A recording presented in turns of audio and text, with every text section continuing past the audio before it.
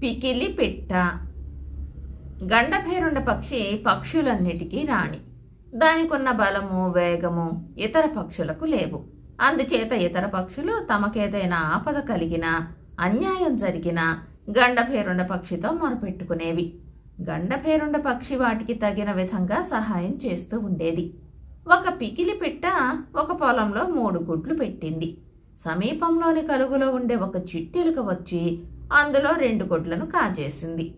అసహాయురాలైన పికిలి పిట్ట తమ రాణి అయిన గండభేరుండ పక్షి వద్దకు వెళ్ళి, దొరసాని, నన్ను ఆపద నుంచి రక్షించు. నేను 3 గుడ్లు పెడితే అందులో 2ని చిట్టెలుక వచ్చి తినేసింది. అది నా 3వ గుడ్డును కూడా కాజేసి నాకు గర్భశోకం కలిగిస్తుంది. ఈ ఆపద నుంచి కాపాడాలి అని మొరపెట్టుకుంది. గండభేరుండ పక్షి కింద అనేకమైన ఘనమైన పక్షులున్నాయి. వాటిలో అందానికి, బలానికి, పాటకు, మాటకు, ఆటకు ప్రసిద్ధి చెందినవి ఉన్నాయి. ఉష్ట్రపక్షులు, రాబందులు, డేగలు, నెమళ్ళు, చిలుకలు, గోరింకలు మొదలైన వాటితో పోలిస్తే ఈ పికిలి పిట్ట ఎంత? అందుచేత గండభేరుండ పక్షి చిరాకుపడి, ప్రతి చిన్నదానికి నా దగ్గరికి వస్తే నేనేం చేయగలను? నీ ముష్టిగొడ్లను కాపాడటం కూడా నా పనే అయితే రాజ్యం చేయటం నా చేతనవుతుందా? కాకపోయినా పిల్లలను కాపాడుకునే నేర్పు ప్రతి తల్లికి ఉండాలి. ఆ పాటి నేర్పు నీలో లేకపోవటం ఆశ్చర్యంగా ఉంది.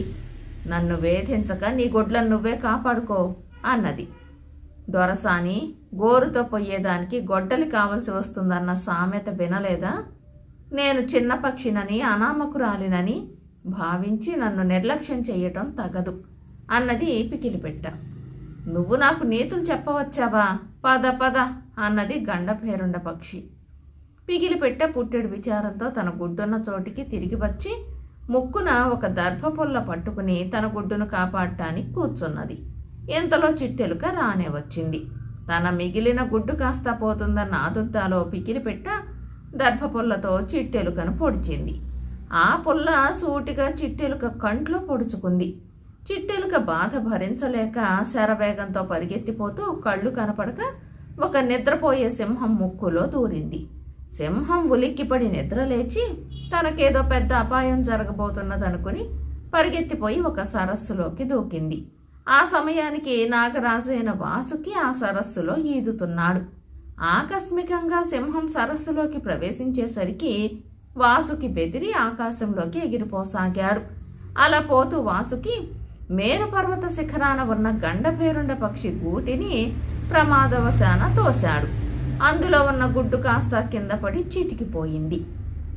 తన గుడ్డు చితికిపోయినందుకు ఏడుస్తూ గండభేరుండ పక్షి వాసుకితో, ఇదేం పని వాసుకి? నేను నీకేం అపచారం చేశాను? నా గుడ్డునెందుకు నాశనం చేశావు? ఎన్నో ఏళ్లకు గాని ఒక్క గుడ్డును పెట్టను కదా, నాకెంత నష్టం కలిగించావో చూడు అన్నది.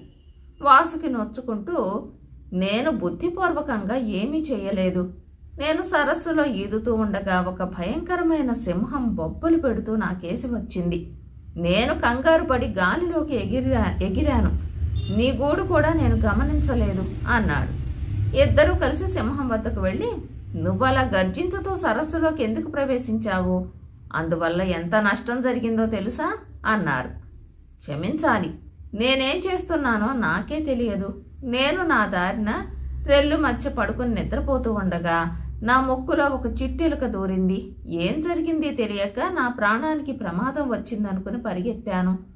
ఆ తొందరలో నేను సరస్సును చూడలేదు, వాసుకుని చూడలేదు అన్నది సింహం. చిట్టెలుకను అడిగితే అది, నా తప్పేమీ లేదు.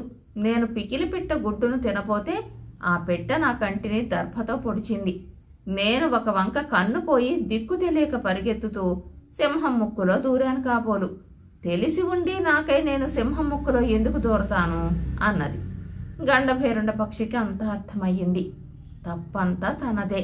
పికిలి పిట్ట తనతో వచ్చి మొరపెట్టుకున్నప్పుడు అది తనకు చాలా స్వల్ప విషయంగా తోచింది.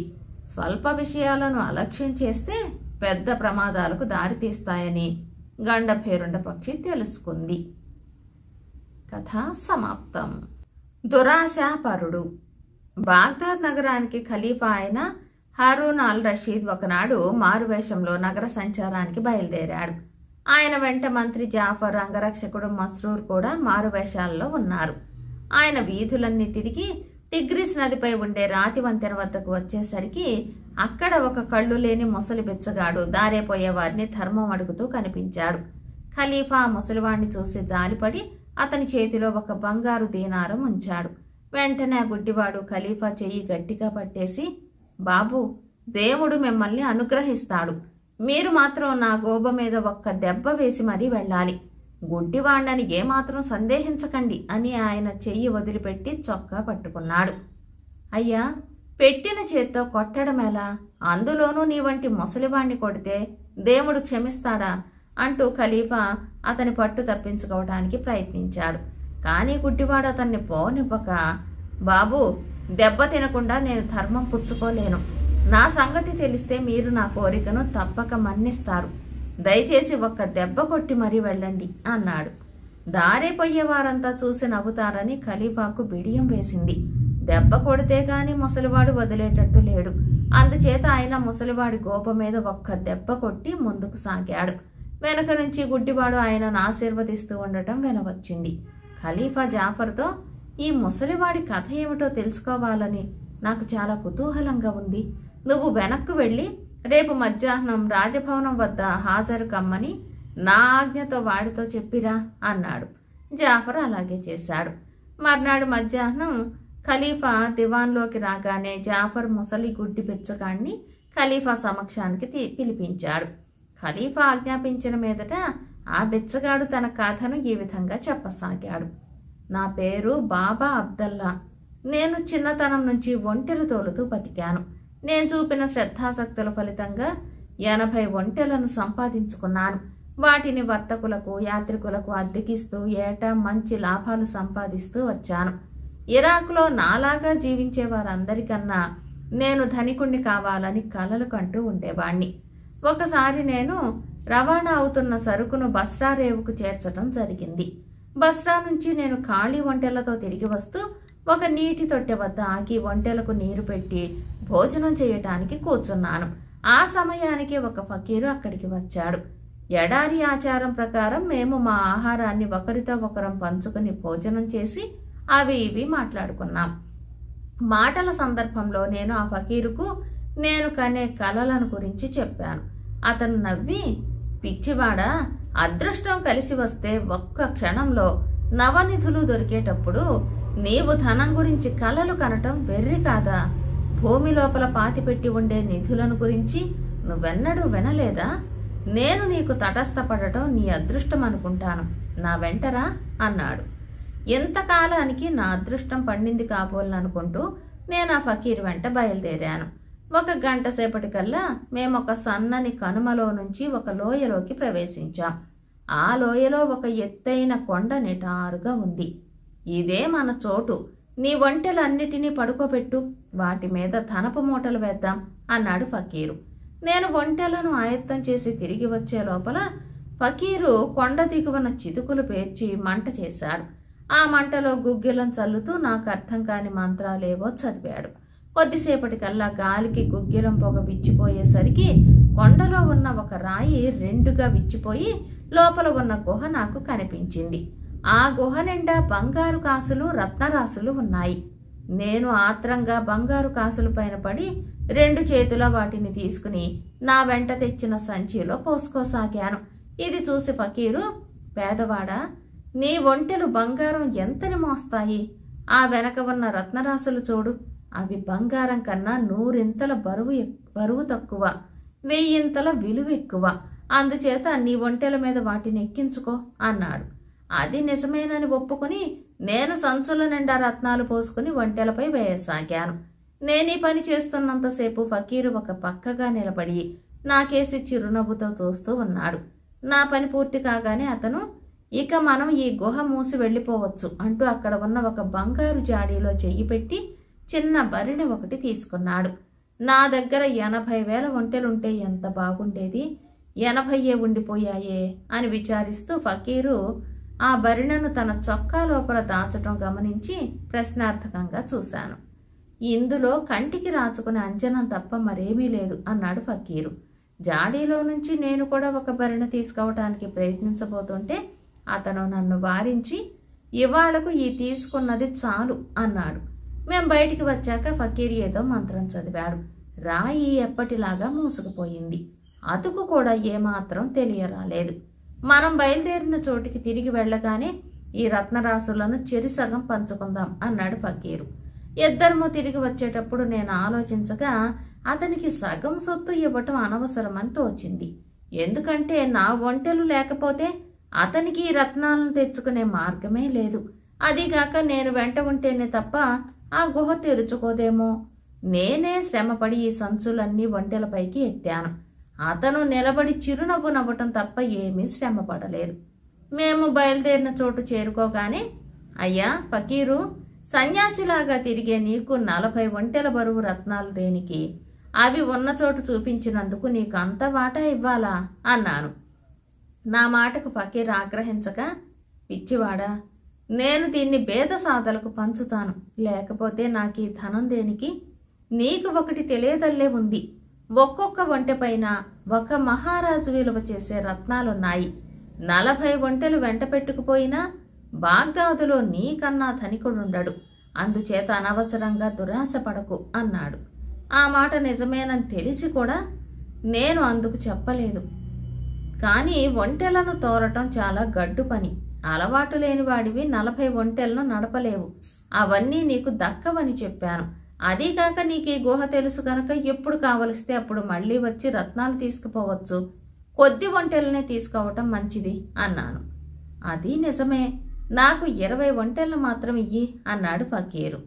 అతను అంత సులువుగా నా మాట విన్నందుకు సంతోషించి అతనికి 20 ఒంటెలిచ్చాను. అతను బస్రా దారి పట్టాడు. నేను బాగ్దాద్ దారి పట్టాను. కానీ కొద్ది దూరం వెళ్ళానో లేదో దురాశ నన్ను తినివేయసాగింది. ఫకీరు తీసుకుపోతున్న 20 ఒంటెల మీద ఉన్న రత్నాలతో పాటు నా ప్రాణాలు కూడా పోతున్నాయని అనిపించింది. నేను నా ఒంటెలను ఆపి ఫకీర్ను ఎలుగెత్తి పిలుస్తూ వెనక్కు పరిగెత్తాను. ఫకీరు నా కేకలు విని ఆగాడు. నేను ఫకీరుకు ఏవేవో కారణాలు చెప్పి పతిమాలి కంట నీరు పెట్టుకుని ఆ 20 ఒంటెలను కూడా నాకే ఇవ్వటానికి ఒప్పించాను. తర్వాత నేను అతన్ని కౌగలించుకుని సెలవడిగాను. తమ్ముడు, దేవుడు అనుగ్రహించి ఇచ్చిన ధనాన్ని వివేకంతో ఖర్చు చెయ్యి, నన్ను మరిచిపోకు అన్నాడు ఫకీరు. అప్పటికైనా నేను వెళ్ళిపోతే ఎంత బాగుండేది. కానీ నాకు ఆ రోజు మంచిది కాదు. ఆ ఫకీరు తన దుస్తుల్లో దాచుకున్న భరిణ నా జ్ఞాపకం వచ్చింది. అది కూడా తీసుకుంటేనే గాని నా అదృష్టం పూర్తి కాదని అనిపించింది. అందులో ఈ రత్నాలన్నిటికన్నా విలువైనదేదో ఉండాలి. లేకపోతే ఆ ఫకీరు ఆ భరిణ ఉంచుకుని రత్నాలన్నిటినీ నాకు అంత సులువుగా ఇచ్చి ఉండడు.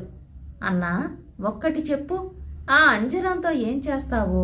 నీ జ్ఞాపకార్థం ఆ భరిణ నాకివ్వరాదా అన్నాను. ఫకీరు దాన్ని ఇష్టపడి ఇవ్వకపోతే వాణ్ణి అక్కడే చంపైనా దాన్ని తీసుకునేటందుకు నేను సిద్ధపడ్డాను. కానీ అతను చిరునవ్వు నవ్వుతూ ఆ భరిణ నాకిచ్చేసి, నా వల్ల ఇంకేమైనా సహాయం కావలసి ఉంటే చెప్పు అన్నాడు. నేను భరిణ మూత తీసి, అన్నా, ఈ అంజనం వల్ల ఉపయోగం ఏమిటో అది కూడా చెప్పి పుణ్యం కట్టుకో అన్నాను. అందుకతను, ఈ అంజనాన్ని ఎడమ కంటి రెప్ప అంచున రాచుకుంటే భూమిలో ఉండే నిధి నిక్షేపాలన్నీ కనిపిస్తాయి. దాన్ని కుడి కంటికి రాచుకుంటే 2 కళ్ళు పోతాయి అన్నాడు. ఈ మాట చెప్పి ఫకీరు వెళ్ళబోతుంటే నేను అతన్ని చొక్కా పట్టి ఆపి, దీని మహత్యం కూడా నీ చేతి మీదుగానే నాకు తెలియజెయ్యి. దీన్ని నా ఎడమ కంటికి కాస్త రాయి అన్నాను. ఫకీర్ అంజనం కొంచెం తీసి నా ఎడమ కంటి రెప్ప మీద కంటి చుట్టూరా రాచి, ఇప్పుడు కుడి కన్ను మూసి ఎడమ కన్ను తెరిచి చూడు అన్నాడు. నేను అలాగే చేశాను. నా ఎడమ కంటికి ఎదురుగా ఉండే దృశ్యం కనపడటానికి బదులు భూమిలో, కొండలలో, పెద్ద పెద్ద చెట్ల కింద, సముద్రం అడుగున ఉండే నిధి నిక్షేపాలు కనిపించాయి. గనులలో ఉండే వెండి బంగారాలు, రత్నమాణిక్యాలు కనిపించాయి. చివరకు కుడి కన్ను తెరిచాను. అప్పుడు గాని నాకు మామూలు దృష్టి తిరిగి రాలేదు. ఆ అంజనం ప్రభావం చూశాక దాని గురించి ఫకీరు చెప్పిన రెండో విషయం నాకు అనుమానాస్పదంగా తోచింది. ఒక్క కంటికి పూసుకుంటే ఇంత అద్భుతమైన దృష్టి ఇచ్చే అంజనం రెండో కంటికి పూసుకుంటే 2 కళ్ళు పోగొడుతుందని నేను నమ్మలేకపోయాను. నేను కుడి కంటికి ఆ అంజనం పూసుకోకుండా చేయటానికే ఫకీర్ అలా చెప్పి ఉంటాడని అనుమానించాను. అన్నా, ఈ అంజనాన్ని నా కుడి కంటికి కూడా రాయి. నాకు తెలుసును, అలా రాచావంటే నేను చూసిన నిధులన్నీ నాకు వశమవుతాయి. నన్ను మోసపుచ్చాలని చూస్తున్నావు, నేనంత సులువుగా మోసపోను అన్నాను. ఈసారి ఫకీరుకు నా మీద కోపం వచ్చింది. నువ్వు నాశనం కోరి తెచ్చుకుంటున్నావు, నేనా పని చెయ్యను, నన్ను వెళ్ళని అన్నాడు అతను. కానీ అతన్ని నేను పోనివ్వక నా కుడి కంటికి కూడా అతడి చేత అంజనం రాయించుకున్నాను. వెంటనే నా కళ్ళు రెండు పోయాయి. నా దృష్టి నాకు తిరిగి ఇవ్వమని ఎంతో వేడుకున్నాను. కానీ ఫకీరు జవాబు చెప్పకుండా నా 80 ఒంటెలను తోలుకుని వెళ్ళిపోయాడు. నేను అక్కడే ఉండిపోయాను. మర్నాడు అటుగా ఒక బిడారు వచ్చి నన్ను బాగ్దాదు చేర్చింది. ఆ రోజు మొదలుకొని నేను బెచ్చగాడుగా బతుకుతున్నాను. నాకు ధర్మం చేసిన ప్రతివాడి చేత చెంపదెబ్బ తినటం నేను ఒక నియమంగా పెట్టుకున్నాను. ఈ కథ విని ఖలీఫా, బాబా అబ్దల్లా, నీ దురాశకు తగిన శిక్ష అది వరకే అనుభవించావు. ఇక బెచ్చమెత్తకు. నేను నీకు రోజు 10 దిరాములు ఇస్తాను. బతికి ఉన్నన్నాళ్ళు నీ పోషణ జరిగేటట్టు చూస్తాను అని చెప్పి ఆ ప్రకారమే గుడ్డి బెచ్చగాడికి భరణం ఏర్పాటు చేయించాడు. కథ సమాప్తం. బేతాళ కథ. రాజద్రోహి త్యాగబుద్ధి. పట్టువదలని విక్రమార్కుడు చెట్టు వద్దకు తిరిగి వెళ్లి చెట్టుపై నుంచి శవాన్ని దించి భుజాన వేసుకుని ఎప్పటిలాగే మౌనంగా శ్మశానం కేసి నడవసాగాడు. అప్పుడు శవంలోని బేతాళుడు, రాజా, నీ త్యాగశీలత నిజంగా ప్రశంసనీయమైనది. కానీ నీకంటే కూడా గొప్ప త్యాగతనులు తమ సుఖాన్ని ప్రాణాలను సైతం ధారపోయే సిద్ధపడిన వారున్నారు. నీకు శ్రమ తెలియకుండా ఉండటానికి గుణభూషణుడి విచిత్ర కథ చెబుతాను విను అంటూ ఈ కథ చెప్పసాగాడు. పూర్వం కాశీరాజు కొలువులో గుణభూషణుడనే యువకుడు ఉండేవాడు. అతను మగధ దేశపు వాడు. మగధలో అతని తండ్రి గొప్ప కోటీశ్వరుడని గుణభూషణుడు తండ్రితో విరోధించి కాశీనగరం వచ్చేసి ఇక్కడ చిన్న పదవిలో ఉన్నాడని చెప్పుకునేవారు. అతను చాలా మితభాషి. అనవసర ప్రసంగాలు గాని అడ్డమైన వారితో నల్లా స్నేహాలు గాని చేసేవాడు కాడు. అందుచేత అతని కథ ఏమిటో ఎవరికీ తెలియదు. కాశీనగరంలో వర్తకం చేసుకుంటూనూ ఇతర పనులు చేసుకుంటూనూ కొందరు మగధ దేశవాసులు ఉండేవారు. గుణభూషణుడు వారితో మాత్రమే స్నేహంగా ఉంటూ తరచూ వారి ఇళ్లకు వెళ్లేవాడు. ఇలా ఉండగా రాజుగారిపై కుట్ర ఒకటి జరుగుతున్నట్టు బయటపడింది. ఆ కుట్రలో అధికంగా మగధ దేశవాసులున్నారు. వారందరినీ రాజభటులు పట్టుకుని ఖైదులో ఉంచారు. మిగిలిన వారితో పాటు గుణభూషణుడు కూడా బంధించబడ్డాడు. తర్వాత విచారణ జరిగింది. రాజద్రోహం తలపెట్టినట్టు రుజువైన వారిని ఉరితీశారు. గుణభూషణుడికి మరి 2-3 ఈ కుట్రలో భాగం ఉన్నట్టు కొంచెం కూడా సాక్ష్యం లేకపోయింది. అయినా మంత్రిగారు వారిని కొంతకాలం ఖైదులోనే ఉంచటానికి నిర్ణయించాడు. వాళ్ళు నిజంగా రాజద్రోహం తలపెట్టిన వారైతే ఆ విషయం ఎప్పటికైనా బయటపడుతుందని మంత్రిగారి నమ్మకం. కాశీదేశపు మంత్రి పేరు కైలాసనాథుడు. ఆయన వయసు 40 ఏళ్లు. మొదటి భార్య పోతే తిరిగి వివాహం చేసుకోక తన సర్వశక్తులను రాజ్యపాలనకే ధారపోస్తూ వచ్చాడు. ఆయన గొప్ప మేధావి. రాజద్రోహులుగా కారాగారం అనుభవిస్తూ ఉన్న వారిని గురించి సాధ్యమైనన్ని రహస్యాలు సంపాదించటానికి ఆయన సమస్తమైన ఏర్పాట్లు చేసి ఉంచాడు. కారాగృహంలో ఉన్న ఈ రాజద్రోహులు ఎలా ప్రవర్తించుచున్నది భటుల ద్వారా ఆయన తెలుసుకుంటూ ఉండేవాడు. ఒక్క గుణభూషణుడి ప్రవర్తనే మంత్రిని ఆశ్చర్యపరిచింది. అతను ఖైదులో ఉన్నప్పటికీ అతని రాజసం కొంచెమైనా తగ్గలేదు. అతను ఎవరితోనూ మాట్లాడడు. అనవసరమైన ప్రశ్నలకు జవాబులు చెప్పడు. కారాగృహంలో ఉండే కావలి వారితో తానొక అధికారి అయినట్టే ప్రవర్తిస్తాడు. అతను బోనులో చిక్కిన సింహంలాగా ఉండి ఎల్లప్పుడూ ఏదో విచారంతో ఉన్నట్టుగా కనపడేవాడు. అతని విచారం కేవలం ఒక్క మనిషిని గురించే. ఆ మనిషి అతని ప్రియురాలు మాధవి. అతనిది ఆమెది ఒకే ఊరు. కేవలం ఆమె కారణంగానే అతను మగధ దేశం వదిలిపెట్టి కాశీ రాజ్యంలో బతుకు తెరువు చూసుకోవలసి వచ్చింది. అది ఎలా జరిగిందంటే, గుణభూషణుడి తండ్రిలాగే మాధవి తండ్రి కూడా గొప్ప ధనికుడు. ఆయనకు ఆ పిల్ల తప్ప వేరే సంతానం లేదు. ఆయన ఆకస్మికంగా చనిపోయేసరికి దాయాదులు ఆయన ఆస్తి యావత్తు కాజేసి మాధవికి చిల్లి దమ్మిడి లేకుండా చేశారు. కోటీశ్వరుడి కుమార్తె ఉండి కూడా మాధవి తిండికి బట్టకు తన శత్రువులపై ఆధారపడి నౌకరులాగా బతకవలసి వచ్చింది. గుణభూషణుడు మాధవిని చిన్నతనం నుంచి ఎరుగును. అతను కాస్త పెద్దవాడయ్యాక చిన్నతనపు స్నేహం ప్రేమగా మారింది. అతను ఆమెకు చేతనైనంత సహాయం చేసి ఎప్పటికైనా ఆమెనే పెళ్ళాడ నిశ్చయించాడు. కానీ అతని తండ్రికి ఇదేమీ నచ్చలేదు. మాధవితో ఎలాంటి సంబంధము పెట్టుకోవద్దని, ఆమెతో మాట్లాడినట్లు తెలిసినా ఇంటి నుంచి వెళ్ళగొడతానని ఆయన కొడుకుతో చెప్పాడు. గుణభూషణుడు తండ్రి మాట లక్ష్య పెట్టక ఆయనకు తెలియకుండా మాధవికి అప్పుడప్పుడు డబ్బు కూడా ఇస్తూ వచ్చాడు. చిట్ట చివరకు అతన్ని తండ్రి ఇంటి నుంచి వెళ్ళగొట్టాడు. తన స్థితి గ్రహించుకుని గుణభూషణుడు కాశీనగరం వచ్చి రాజుగారి వద్ద ఉద్యోగం సంపాదించుకున్నాడు. ఈ ఉద్యోగంలో కాస్త పరువు ప్రతిష్టలు సంపాదించుకున్నాక అతను మాధవిని తెచ్చుకుని పెళ్లి చేసుకుందామని అనుకున్నాడు. కానీ ఇంతలోనే ఈ రాజద్రోహం వచ్చిపడి అతని కలలన్నీ విచ్చిపోయాయి. అక్కడ మగధ దేశంలో మాధవి కూడా అన్ని ఆశలు గుణభూషణుడిపైనే పెట్టుకుంది. అతనికి కాశీరాజు వద్ద కొలువు కుదిరిందని తెలిసి ఆమె చాలా సంతోషించింది.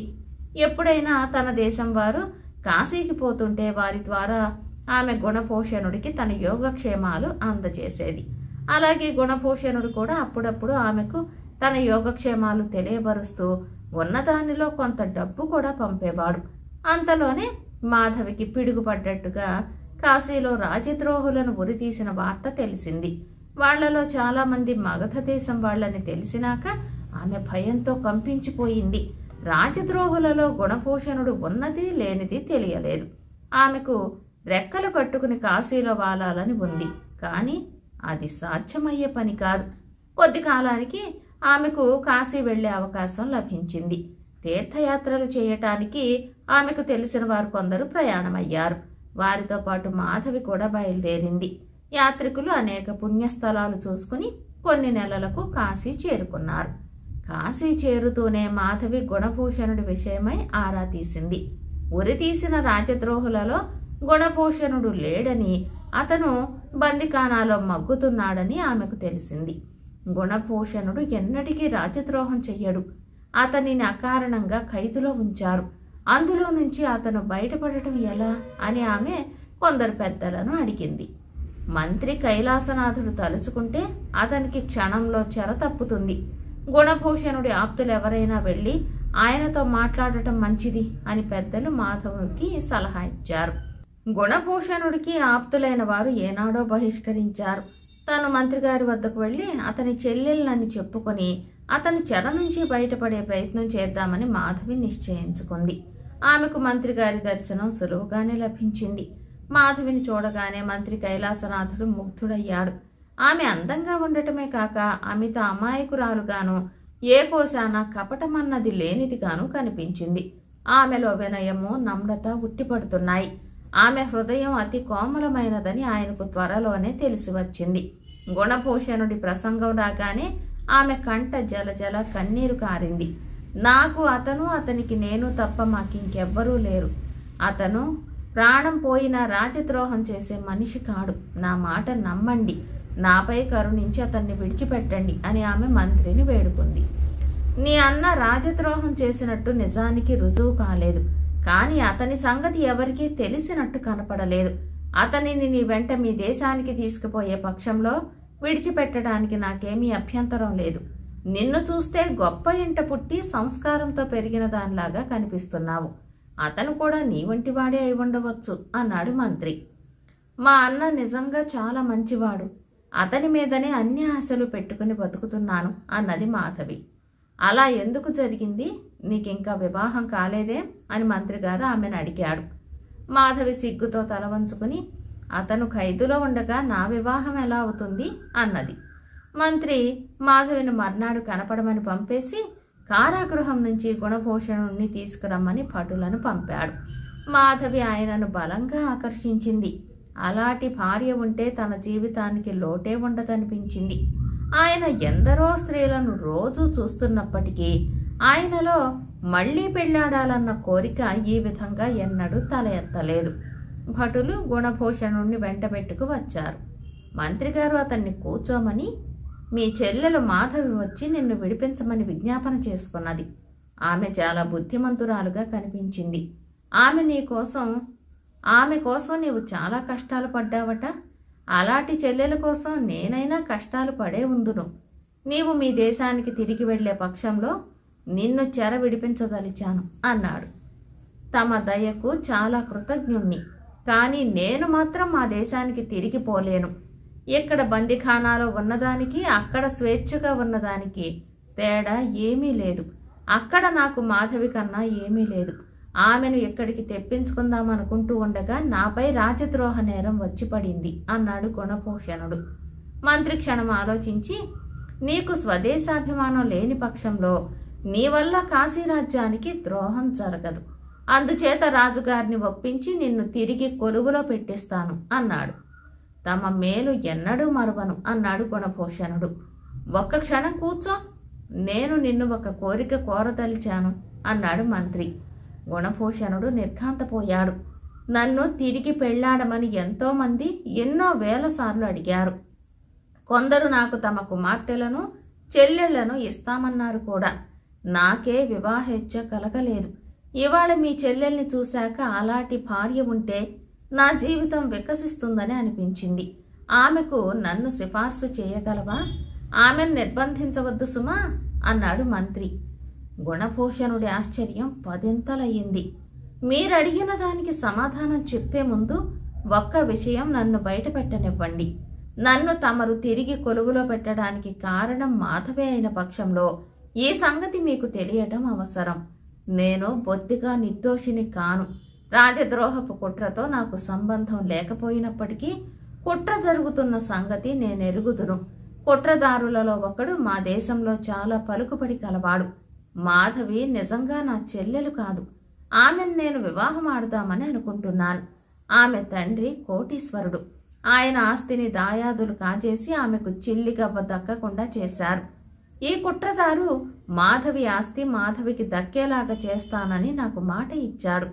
నేను రాజుగారి ఉప్పు తింటున్న వాడినే ఉండి కూడా మాధవికి సహాయం చేస్తాడన్న విశ్వాసంతో అతను చేసే కుట్ర గురించి బయట పెట్టలేదు.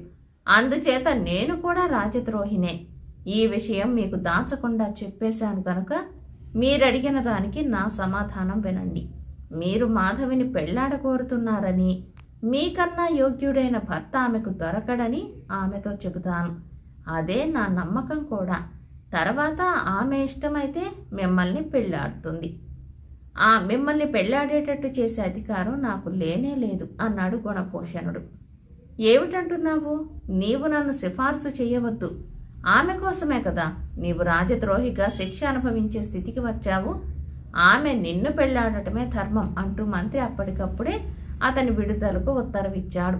తర్వాత ఆయన గుణభూషణుడికి రాజుగారి కొలువులో పెద్ద ఉద్యోగం ఇప్పించాడు. అతనికి మాధవికి వైభవంగా పెళ్లి జరిగింది. ఈ కథ చెప్పి బేతాళుడు, రాజా, గుణభూషణుడు తాను ఖైదు నుంచి బయటపడబోతూ కూడా మంత్రిగారు తాను నిరపరాధి అనుకుని విడిచిపుచ్చటం ఇష్టం లేక నిజం చెప్పి తన ప్రాణాన్ని మాధవిని కూడా పోగొట్టుకునే పరిస్థితి కల్పించుకున్నాడు. రాజద్రోహి అని తెలిసాక అతనిని సులువుగా ఉరితీయించి మాధవిని పెళ్లాడి సుఖంగా ఉండదగిన స్థితిలో కూడా కైలాసనాథుడు మాధవిని తన సుఖాన్ని త్యాగం చేశాడు. ఈ ఇద్దరిలో ఎవరి త్యాగం గొప్పది? సమాధానం తెలిసి కూడా చెప్పకపోయావో నీ తల పగిలిపోతుంది అన్నాడు. నిస్సందేహంగా గుణభూషణుడి త్యాగం గొప్పది. అతనికి మాధవిపై గల ప్రేమ అత్యుత్తమమైనది. మంత్రిగారికి కూడా ఆమెపై అలాంటి ప్రేమ ఉన్నదని గ్రహించి అతను నిజం చెప్పేశాడు. లేని పక్షంలో అతను మాధవి తన చెల్లెలు కాదని గాని తాను కుట్ర సంగతి ఎరుగుదునని గాని మంత్రితో అనవలసిన పనే లేదు. నిష్కల్మషమైన ప్రేమ గలవాడు ఆ ప్రేమ ఫలితంగా మోసపోరాదు. మాధవిపై గల ప్రేమ కొద్దీ తాను నిర్దోషి అని మంత్రిగారు భావించటం గుణభూషణుడికి ఎంత మాత్రమూ ఇష్టం లేదు. అందుచేత అతను తన ప్రాణాన్ని మాధవిని త్యాగం చేయడానికి సిద్ధపడ్డాడు. నిజానికి మంత్రిగారు చేసిన త్యాగం అట్టే లేదు. ఎందుచేతనంటే ఆయన మాధవిని ప్రేమించినప్పటికీ ఆమెకు ప్రపంచంలో గుణభూషణుడు తప్ప ఎవ్వరూ లేరని, గుణభూషణుడు ఆమె అన్న గనక తన ప్రేమకు పోటీ ఉండదని నమ్మాడు.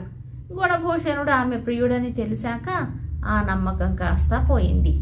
గుణభూషణుణ్ణి రాజద్రోహిగా ఉరితీయించి తాను మాధవిని పెళ్లాడినా ఆమె ద్వారా తాను పొందే సుఖం ఏమీ ఉండదు. అందుచేత నా దృష్టిలో గుణభూషణుడు తలపెట్టిన త్యాగం లోకోత్తరమైనది అని విక్రమార్కుడు జవాబు చెప్పాడు. రాజుకి విధంగా మౌనభంగం కలగగానే బేతాళుడు శవంతో సహా మాయమై తిరిగి చెట్టెక్కాడు. కథ కంచికి, మనం ఇంటికి.